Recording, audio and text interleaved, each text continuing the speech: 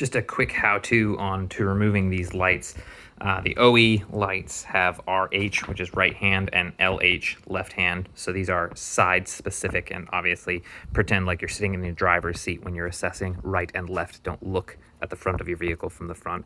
So your left hand side in the United States is the driver's side, and the right hand side is the passenger side.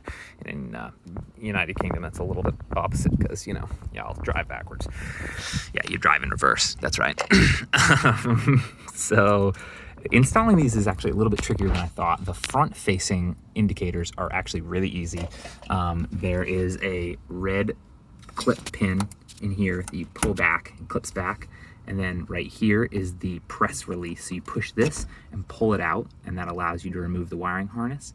When you're taking the originals out, this part actually holds the bulb. It's a separate piece, so you can actually replace the bulb. And if you ever break this, there's actually a Chrysler 200 from around the same years that uses this as a taillight fixture, because you can't buy just this piece. You have to buy the whole assembly for like $70.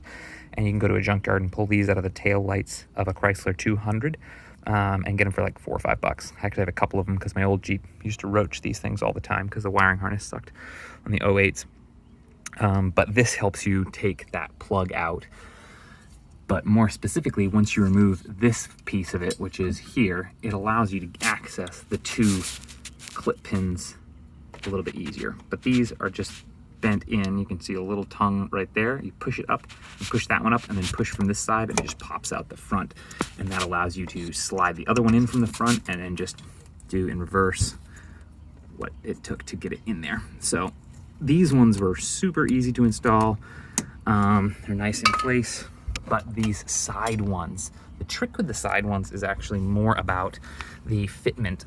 The LED lens sits at roughly a centimeter tall, where the OE lens sits at about 4 or 5 millimeters tall. So it's about half as tall as this one. So once it's in the fender has to press this outer piece back into this plastic really hard to get this one exterior peg pin back in place. These little pins are actually a huge pain in the butt. If you have a tiny Phillips screwdriver or something that's round and pokey, the center of these is actually the lock pin. So you push that really hard straight through and it will pull the peg out of it. And the peg is this piece here. And ooh, I can't even focus on it, it's so tiny. Right there, and this is the bottom side that you're seeing on this side here. And this cap at the top allows those to compress, and it makes this nice little compression pin that goes up through, and then when that top piece comes into it and locks into the head, it makes this a stopper. It holds it in place. So what you have to do to get these side ones in is there's a clip pin here. If you don't have these automotive pin removal tools, I'd really strongly suggest it because they make taking these out without destroying them a lot easier. There's one here at the front, right above that light that you install, and then there's one right here, which allows you to untuck this piece because it's kind of tucked up in there like that. Now that it's in there, that's what it would look like. And then you pull it down and out, and that allows you to have access. These, you have to remove this first. These are like frozen in there. The socket fixture of them is very tight, so pushing this press pin and pulling it out does not work easily on mine because it's a little bit older.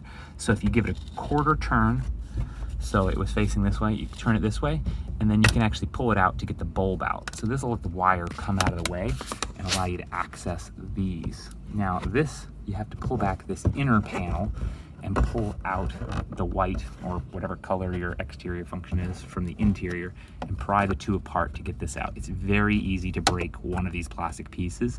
So if you're doing this on a cold day or you have an older Jeep that's seen a lot of sun degrades the value of plastic to make it brittle. So you don't want to do this if you have an old worn Jeep. You might not get your Jeep back together the same way.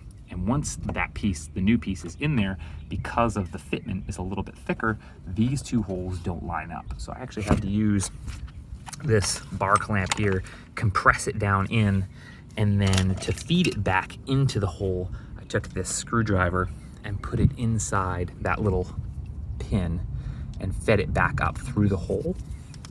and that was the only way to get it back into place. Now, I would just be very careful when you're doing this. Biggest tips of advice would be, first, obviously make sure you have all the tools necessary. Go really slow so you don't break it. Make sure it's warm enough so you don't snap any of your plastic parts. And more specifically, put it in after you clean all of this. I took a wet rag. Doesn't have to be soapy water or anything. Yeah, it's better, but whatever. It's under the vehicle. You're not going to really see any little scuffs or scrapes, and this is all gummed up from rocks anyway. But just wipe this down, because when you slide the new light in, you don't want to have the grit and grime of slowing it down or scraping it. I also installed the other one with the plastic lens it comes with. These on it. Don't remove those until they're installed. It's a little bit tricky to get them out once it's in there because it's large, but you can easily do it. You just pull the fender back and then pull the plastic from the outside edge out here. And that'll allow you to install them without having to scratch the lenses of the lights either. But yeah, it's a little bit tricky.